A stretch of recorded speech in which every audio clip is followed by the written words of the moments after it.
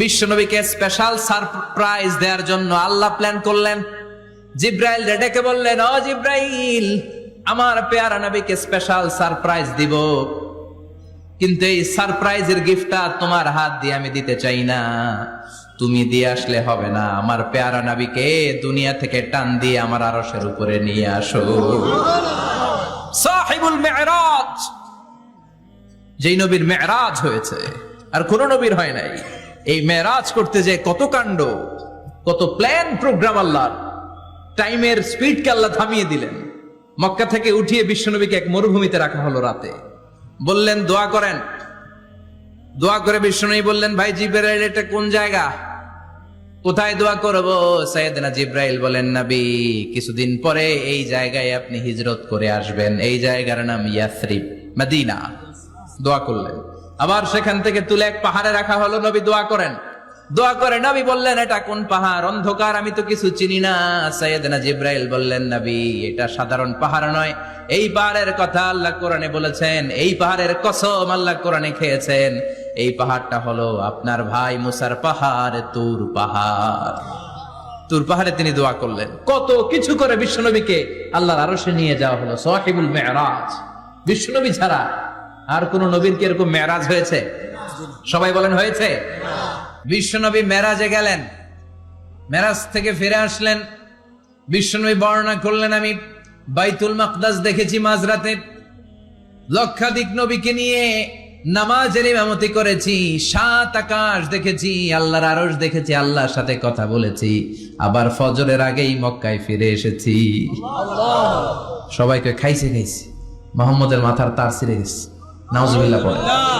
আবু জাহেল, উতবা, সাইবা সবাই মিলে একটা সুযোগ পেল। বললো, এতদিন আমরা আবু বকররে বুঝাইতে পারি না, আজকে মোহাম্মদ যে কথা বলে এটা বললে আবু বকররে আমাদের দলে নিয়ে আসা যাবে।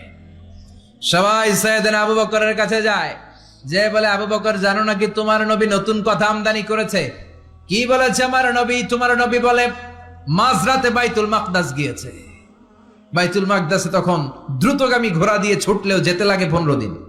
About turn, come back, ফিরে আসতে আরো 15 দিন। মোট কয়দিন? 1 মাস। যেতে আসতে 1 মাস।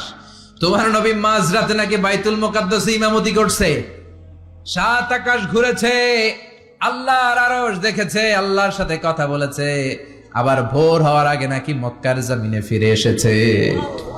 আবু বকর বললেন, আসলেই কি আমার নবী এই কথা কইছে? সবাই এক বাক্যে বলে, হ্যাঁ, তোমার নবী মুহাম্মদ এই কথা বলেছে। আবু বকর দ্ব্যর্থহীন কণ্ঠে ঘোষণা করে দিলেন, আমার নবী যদি এই কথা বলে থাকে, আমার নবী সত্য বলেছে। সত্য বলেছে, তিনি কখনো মিথ্যা বলতে পারে? বিশ্বনবী খুশি হয়ে গেলেন। সাইয়েদনা আবু বকরের জন্য দোয়া করে দিলেন আর বললেন, আবু বকর, আনতা লাস্তা আবু বকর ফাকাত, আজকে থেকে তুমি শুধু আবু বকর নও, আজকে থেকে তুমি আবু বকর সিদ্দিক। সিদ্দিক, সত্য গ্রহণে, সত্য প্রকাশে, সত্য মানার ক্ষেত্রে আপোষহীন, কোনো আপোষ নাই। চিল্লায় এখন ঠিক কিনা? সে আল্লাহ বললেন, ওয়াযকুর ফিল কিতাবি ইব্রাহিম ইন্নাহু কানা সিদ্দিকান নাবিয়্যা।